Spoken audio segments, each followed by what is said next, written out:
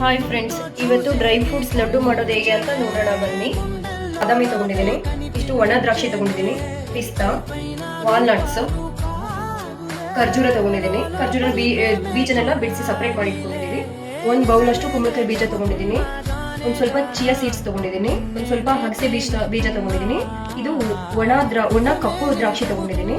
ಬಿಳಿ ಎಳ್ಳು ತಗೊಂಡಿದ್ದೀನಿ. ಸ್ಮೆಲ್ಲು ಟೇಸ್ಟ್ ಚೆನ್ನಾಗಿರುತ್ತೆ ಅಂತ ಒಂದು 5 ಏಲಕ್ಕಿ ತಗೊಂಡಿದ್ದೀನಿ. ತಗೊಂಡಿರೋಂಥ ಡ್ರೈ ಫ್ರೂಟ್ಸ್ನ ಒಂದೊಂದಾಗಿ ಹುರ್ಕೊಳ್ಳೋಣ. ಒಣ ದ್ರಾಕ್ಷಿನ ನಾನು ಲೈಟಾಗಿ ಬೆಚ್ಚಗೆ ಮಾಡ್ಕೊತಾ ಇದ್ದೀನಿ ಅಷ್ಟೇ. ತಗೊಂಡಿರೋಂಥ ಎಲ್ಲ ಡ್ರೈ ಫ್ರೂಟ್ಸ್ನ ಸ್ವಲ್ಪ ಲೈಟಾಗಿ ಬಿಸಿ ಮಾಡ್ಕೊತಾ ಇದ್ದೀನಿ ಅಷ್ಟೇ. ಬೆಚ್ಚಗೆ ಮಾಡಿರೋಂಥ ಡ್ರೈ ಫ್ರೂಟ್ಸ್ ಎಲ್ಲನೂ ಒಂದೊಂದನ್ನೇ ಮಿಕ್ಸಿ ಮಾಡಿ ಪೌಡ್ರ್ ಮಾಡಿ ಹಾಕೋತಾ ಇದ್ದೀನಿ. ಈ ಥರ ಪುಡಿ ಮಾಡ್ಕೊಳ್ಳೋಣ. ಈ ಥರ ಲಡ್ಡು ಮಾಡ್ಕೊಳ್ಳೋಣ. ಪ್ರೋಟೀನ್ ಯುಕ್ತ ಡ್ರೈ ಫ್ರೂಟ್ಸ್ ರೆಡಿ ಆಗಿದೆ.